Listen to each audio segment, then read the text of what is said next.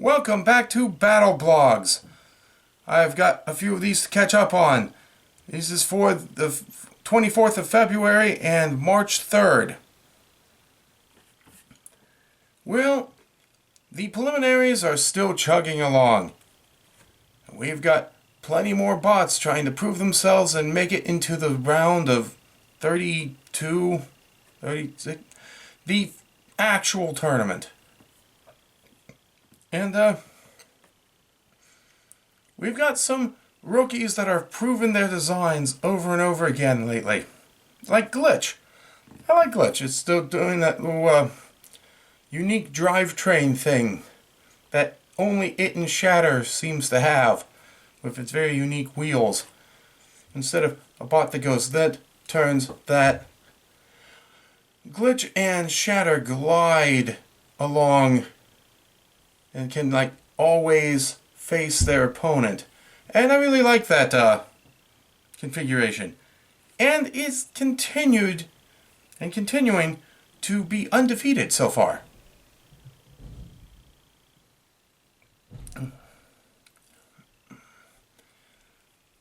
Don't mind them.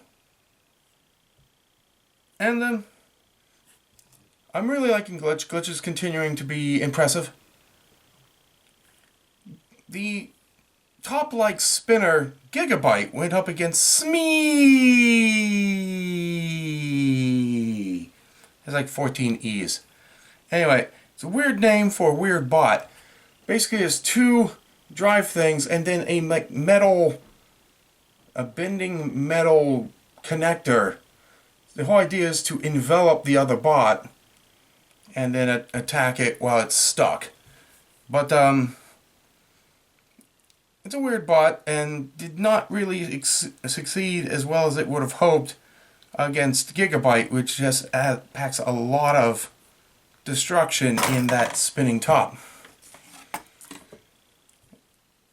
Ribot is on a roll. I haven't talked about Ribot lately, but it has multiple different weapons.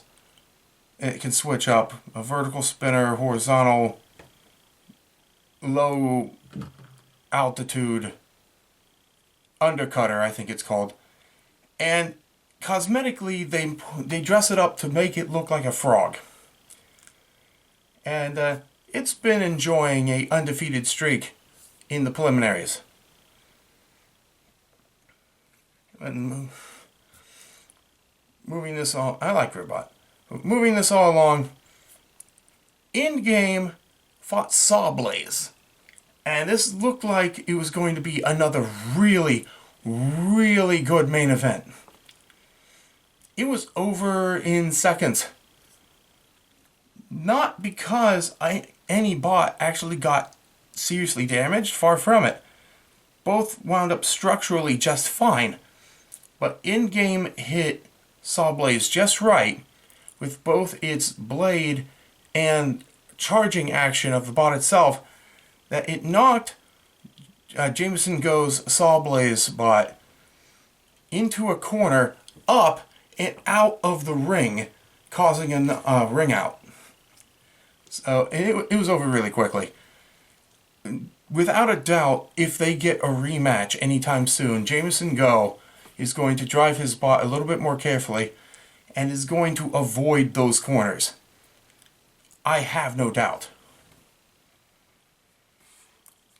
The March 3rd episode, we had Cobalt and Blip proving their designs are so good and continuing to enjoy almost landslide wins. Cobalt has been proving you can get wedge up and hit his little weird shaped saw. It has like one singular tooth so it can snag and toss as well. Not just damage, but it's proven that's pretty good. And Blip has the very unique flywheel design for its flipper. I've talked about Blip before, but it's been enjoying a undefeated streak so far in the preliminaries. In that main event, Yeti faced Scorpios. And it was a very heartfelt, it was a good match. And but it proved the worth of the new Yeti design. Because Yeti is as tough as he's always been. He's always been this like brick, hard to kill, and can deliver a decent amount of damage. You take that now, and you add a lot of speed. Yeti is now suddenly fast, and that can be actually kind of scary. But it's all thanks to the partnership with Yeti's driver and veteran Christian Carlberg. And Christian Carlberg built bots like Minion and Overkill and Ankle Biter, Toe Crusher. But they were all known for being able to be very maneuverable, very fast robots, and he's used that expertise to improve Yeti's drivetrain. So it's going to be very interesting how all that turns out. Speaking of Yeti, that's the bot I want to focus on today. He is, as I said, he's always been very tough, very difficult to take out. And he requires a lot of punishment before you can keep him down. And now he not only can pack a punch, but he's very fast. But he continues to have the same weakness that he's always had. Yeti has very vulnerable wheels. And they get torn up very easily. But he's proven that he can still go down to his last wheel. So if you go after his wheels, you have to take out all four to keep him from moving. Otherwise, he is going to keep going after you. Because he's just designed to be that relentless. And there's really not much more I can say this time around. We're getting closer to the actual tournament. A lot of bots have improved their designs and proven their new designs. And there haven't been major hits or massive upsets this time in these two episodes. But it's just fun to see these new drivers make names for themselves in this sport. You need to cycle out the old blood with the new blood, because they won't be around forever. And so you need to get new competitors in. That's just how it is.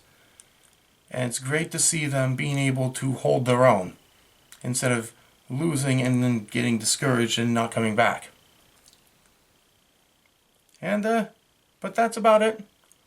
We're getting so much closer to the tournament, and I will definitely be covering the whole tournament pretty soon. When we get to that, I may cut that footage in half into 2 episodes, or I don't know. But I'll worry about it later. Until then, this was BattleBlogs, and it's robot fighting time.